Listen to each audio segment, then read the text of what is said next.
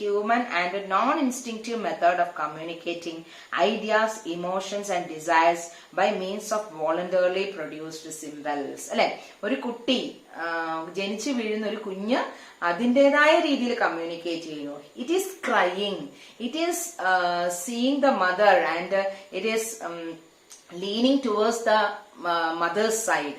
അപ്പൊ അത് തരുന്ന സിമ്പൽ, അത് പ്രൊഡ്യൂസ് ചെയ്യുന്ന സൗണ്ട്, അപ്പോ ഇതൊക്കെ എന്താണ്, വോളണ്ടറിലി ആയിട്ട് പ്രൊഡ്യൂസ് ചെയ്യാണ്, സ്വയം പ്രൊഡ്യൂസ് ചെയ്യാണ്. എന്നാൽ നോൺ ഇൻസ്റ്റിങ്റ്റീവ് ആണ്. ഇൻസ്റ്റിങ്റ്റീവ് എന്ന് പറഞ്ഞാല്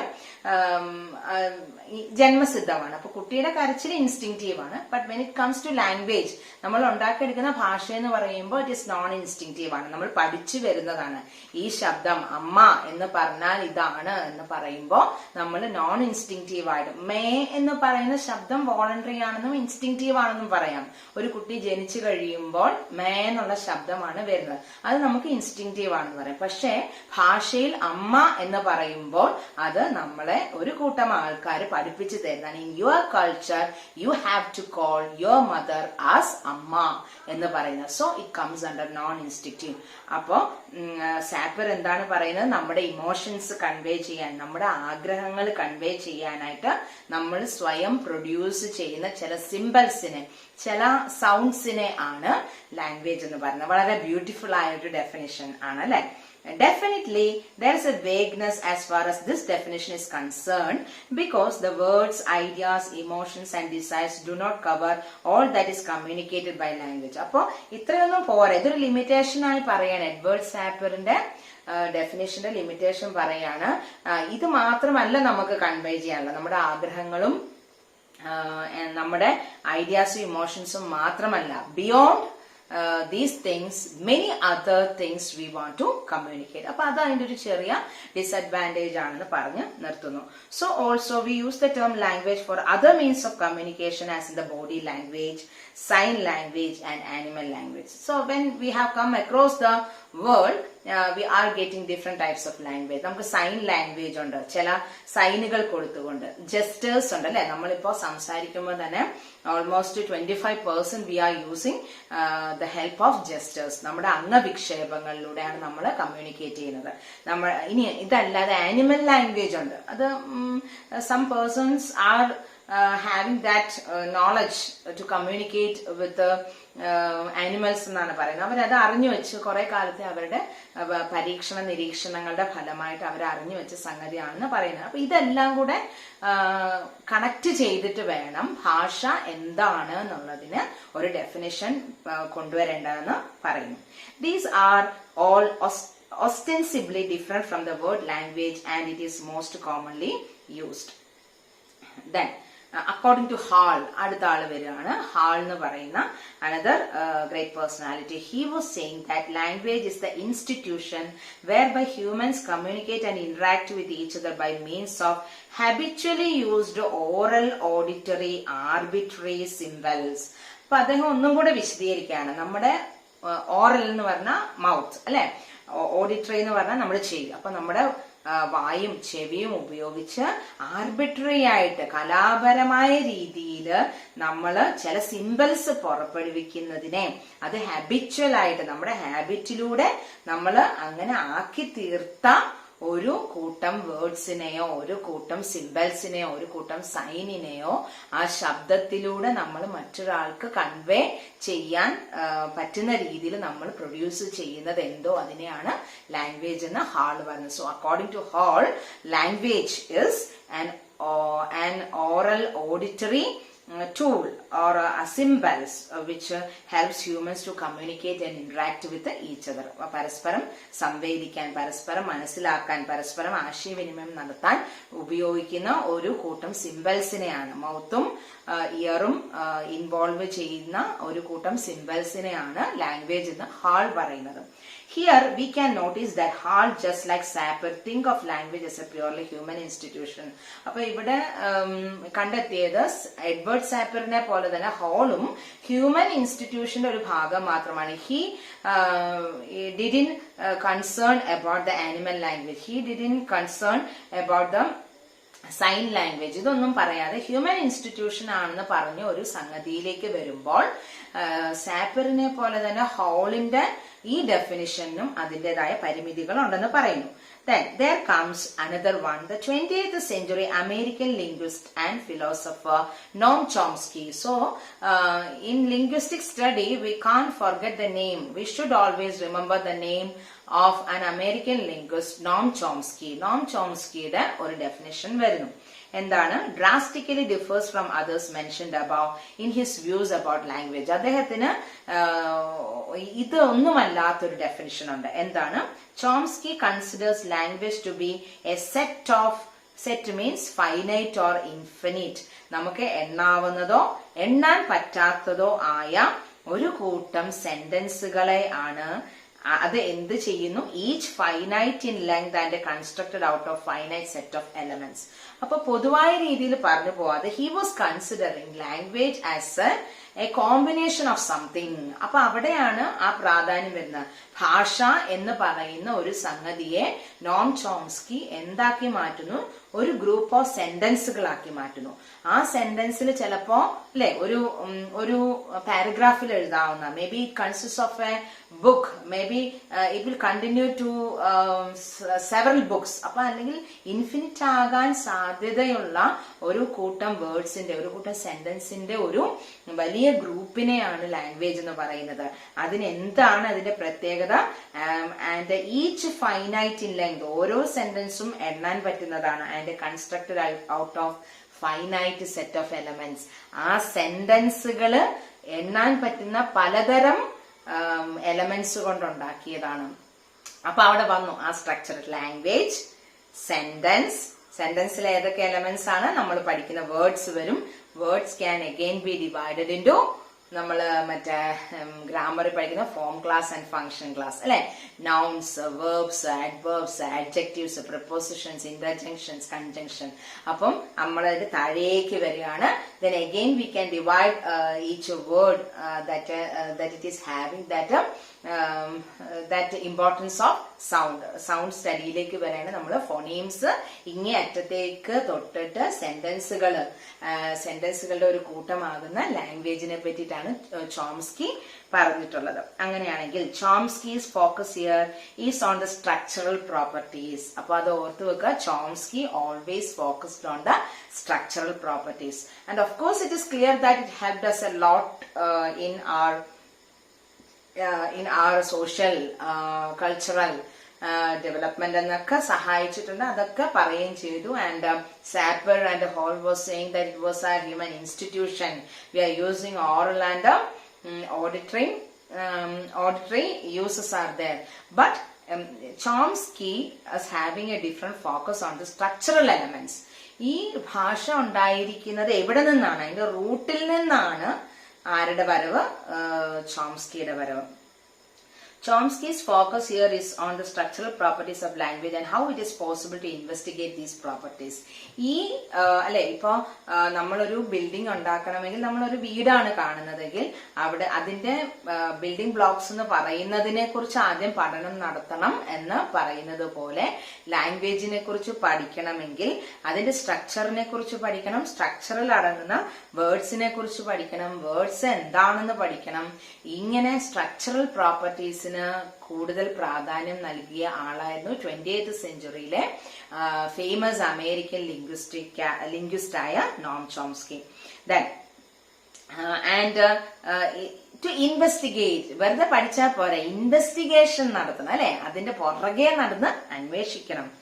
from A mathematically precise point of view. ഇനിയിപ്പോ സയന്റിഫിക് ആയിട്ട് മാത്രം പോരാ. സയന്റിഫിക് എന്ന് പറയുമ്പോൾ പ്രിസിഷനിൽ ഒരു 5 or 6% അങ്ങോട്ടോ ഇങ്ങോട്ടോ ആണ് അല്ലെ. അത് പിന്നെ ഒരു സയൻസിന്റെ ഒരു പരീക്ഷണം വിജയിച്ചു കഴിഞ്ഞാൽ കുറെ നാളത്തേക്ക് അത് വിശ്വസിക്കും. പിന്നെ അത് maybe there is a chance of having a change in that notion. പക്ഷെ മാത്സിൽ ഇപ്പോ 2+2 4 എന്ന് പറഞ്ഞാല് ഇനിയും ലോകം അവസാനിക്കുന്നതിന് വരെ അതായിരിക്കും. അപ്പോ മാത്തമാറ്റിക്കൽ പോയിന്റ് ഓഫ് വ്യൂല് ലാംഗ്വേജിന് സ്റ്റഡി നടത്തണം എന്നാണ് ചോംസ്കി പറഞ്ഞത്. Each one of the above mentioned writers concentrates on certain characteristic features of language and excludes some others. അപ്പോ ആരുടെയും പൂർണ്ണമായി ലാംഗ്വേജിന് ആരും പൂർണ്ണമായിട്ടൊരു ഡെഫിനിഷൻ തന്നു എന്ന് പറയാൻ പറ്റില്ല. Some merits are there in Chomsky's, some demerits are there in Hall's, again some advantages are there in Sappers. അങ്ങനെ നമുക്ക് പറയേണ്ടി വരും. ഇനി so there lies the introduction. അപ്പോൾ introduction we have seen the names of some famous linguists. അത് നമ്മൾ കണ്ടു. Definitions we had seen. And here comes the next one. What is the difference between human language and animal language? Page number 2. There comes a question. What is the difference between human language and animal language? നമുക്കൊക്കെ അറിയാം അല്ലെ? നമുക്കൊക്കെ അറിയാവുന്ന കാര്യങ്ങൾ ഒന്നും കൂടെ പറഞ്ഞിരിക്കുന്നു. It is the language that enables man to achieve a form of social organization different from that of animals. So we human beings are social animals. We are living in a society. We want to communicate to various persons. അപ്പോൾ നമുക്ക് പലതരത്തിലുള്ള ആൾക്കാരുമായിട്ട് പല രാജ്യത്തിലുള്ള പല സ്ഥലത്തുള്ള ആൾക്കാരുമായിട്ട് നമുക്ക് സംസാരിക്കേണ്ടതുണ്ട്. We have to develop a social communication. അതുകൊണ്ട് തന്നെ നമുക്ക് നമ്മുടെ ആ ഒരു വലിയൊരു വെബാണ്, വലിയൊരു ഏരിയ ആണ് നമുക്കുള്ളത്. But as far as animals are concern, they are living in the forest and they want to express something. And that is very mean when compared to, or mean ഞാൻ ഉദ്ദേശിച്ച ചെറുതെന്നല്ല, that is very that is having a less that is very low when compared to that of human language. Then the social organization of animals is mainly instinctive and genetically transmitted, whereas that of man is greatly learned and transmitted verbally through the cultural heritage. അപ്പൊ ആനിമൽസിന്റെ എന്താണെന്ന് പറയേണ്ടി വരും. ആനിമൽസിന് instinct ആണ്. അവർക്ക് ജന്മസിദ്ധമായിട്ട് കിട്ടുന്ന കുറച്ച് കരച്ചിലുകൾ, അവരുടെ emotions such as fear, anchor, അതെല്ലാം എക്സ്പ്രസ് ചെയ്യാനായിട്ട് അവർക്ക് ജെനറ്റിക്കലായിട്ട് കിട്ടിയിരിക്കുന്ന കുറച്ച് ശബ്ദങ്ങൾ മാത്രമേ ഉള്ളൂ. അപ്പോ നമുക്ക് എന്ത് പറയേണ്ടി വരും? Animal language is something instinctive. അവർക്ക് ജന്മസിദ്ധമായിട്ട് കിട്ടിയതാണ്, ജെനറ്റിക്കലി ട്രാൻസ്മിറ്റഡ്, അവരുടെ ജീൻസ് വഴി, ക്രോമസോം വഴി ട്രാൻസ്മിറ്റ് ചെയ്താണ്. വേറാസ് ഹ്യൂമൻസിന്റെ കാര്യം നമുക്ക് തന്നെ അറിയാം. നമ്മൾ നേരത്തെ തന്നെ പറഞ്ഞു, നോൺ ഇൻസ്റ്റിങ്റ്റീവ് ആണ്. ജന്മസിദ്ധമായിട്ട് ചില ശബ്ദങ്ങൾ എന്നല്ലാതെ ലാംഗ്വേജിലേക്ക് വരുമ്പോൾ we are learning that, we are developing that, we are organizing that, we are thinking about that, and we are producing the same according to our thoughts. നമ്മുടെ ചിന്തകൾക്ക് അനുസൃതമായിട്ട് നമ്മൾ മാറ്റുന്നു. അപ്പൊ അത് നോൺ ഇൻസ്റ്റിങ്ക്റ്റിംഗ് ആണ്. പിന്നെ അത് ജെനറ്റിക്കലി ട്രാൻസ്മിറ്റഡ് അല്ല. നമ്മുടെ ആൻസിസ്റ്റേഴ്സ് ഉപയോഗിച്ചിരിക്കുന്ന ഭാഷ വേറൊന്ന്, നമ്മൾ ഉപയോഗിക്കുന്നത് വേറൊന്ന്. അപ്പോൾ there lies the difference. പിന്നെ അടുത്ത ഡിഫറൻസ് എന്താണെന്ന് നോക്കാം. Human language differs from animal language in many aspects. എന്തൊക്കെയാണ്? Animals communicate with one another by means of cries. അവര് കരച്ചില് മാത്രമേ ഉള്ളൂ. അവർ കരയുന്നത്, ആ കരയുന്നതിന്റെ ടോണൽ ഡിഫറൻസ് ആണ് അവരുടെ ഇമോഷൻ എന്താണെന്നുള്ളത് പരസ്പരം അവർക്ക് അറിയാൻ പറ്റുന്നത്. ഇപ്പൊ ഫിയറിന്റെ പേടിച്ചുള്ള കരച്ചിലായിരിക്കത്തില്ല വിശന്നിട്ടുള്ള കരച്ചില്. അപ്പൊ there is a slight difference between the tonal expressions of emotions. Then the cry of animal denotes approaching anger. അപകടം സൂചിപ്പിക്കുന്ന കരച്ചിലുണ്ട്. മേറ്റിംഗ് ഇൻസ്റ്റിങ്ക്ട്, ഇണ ചേരുമ്പോൾ അവർ പുറപ്പെടുവിക്കുന്ന പ്രത്യേക ശബ്ദമുണ്ട്. ആങ്കർ, അവർക്ക് ദേഷ്യം വരുമ്പോൾ ഉണ്ടാകുന്ന വേറൊരു തരത്തിലുള്ള കരച്ചില്. ഈ കരയിലിൽ മാത്രം ഒതുങ്ങി നിൽക്കുന്നു ആനിമൽസിന്റെ communication. Whereas, for example, the barking of dogs, the chirping of birds, the buzzing of bees are means of communication. അപ്പൊ നമ്മള് പറയുന്നു അല്ലെ, നായ കുരയ്ക്കുന്ന ശബ്ദം, പിന്നെ the chirping of birds and the buzzing of bees are means. ഇവർ തമ്മിൽ communicate ചെയ്യുന്നത് ഈ പ്രത്യേക ശബ്ദങ്ങൾ മാത്രം. And no insect can make the sound of a dog, or no dog can make the sound of a bee. അതാണ് അവിടെ. Each cry is distinctive. Each emotion is unique എന്നുള്ള നിലയിലേക്ക് നമുക്ക്. But in the case of humans it is having the difference അല്ലെ. ഇപ്പൊ നമുക്കുണ്ടാക്കാവുന്ന ശബ്ദം തന്നെ എന്താ പറയാ, ജപ്പാനിലുള്ള ആൾക്കാർക്ക് ഉണ്ടാക്കാൻ പറ്റും. ജപ്പാനിലുള്ളവർക്കാണെങ്കിൽ നമ്മുടെ most probably it is happening to a to an extent അല്ലെ. ഇപ്പൊ ചിലതൊക്കെ നമ്മൾ പറയല്ലേ, നമ്മൾ മലയാളത്തിൽ ഉപയോഗിക്കുന്ന ഴ എന്ന് പറയുന്ന ശബ്ദം വേറെ മലയാളിക്ക് അല്ലാതെ വേറൊരാൾക്ക് ഉപയോഗിക്കാൻ പറ്റില്ല എന്ന് നമ്മൾ പറയും. എനിവേ അതൊക്കെ ഒരു എക്സെപ്ഷൻ മാത്രമാണ്. ഇനിയും but they serve only A limited number of purpose. അപ്പൊ അവർക്ക് ഈ പറയുന്ന പോലെ തന്നെ അവരുടെ ചില ഇമോഷൻസ് മാത്രം കൺവേ ചെയ്യാനായിട്ടുള്ള ഒരു ടൂള് മാത്രമാണ് അവരുടെ കരച്ചിൽ എന്ന് പറയുന്നത്. അപ്പൊ അവിടെ അവരുടെ ചുരുങ്ങി അവരുടെ communication. their cries are not articulate. അവരുടെ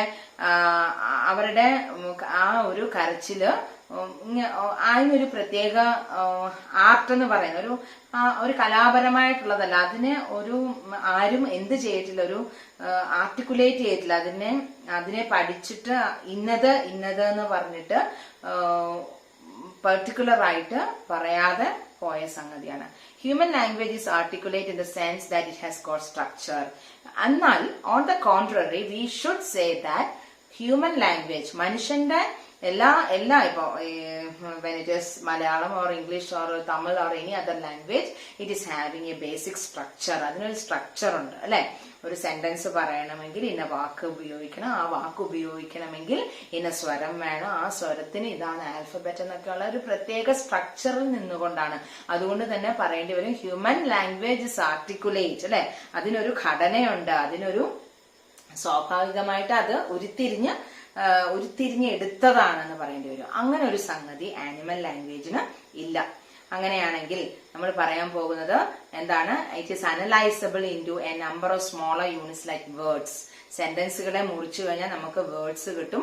words, morphemes and phonemes. I think the morphemes and phonemes are new to you. മോർഫീംസ് എന്ന് പറഞ്ഞാൽ കൂടുതലായിട്ട് നിങ്ങൾ പഠിക്കും.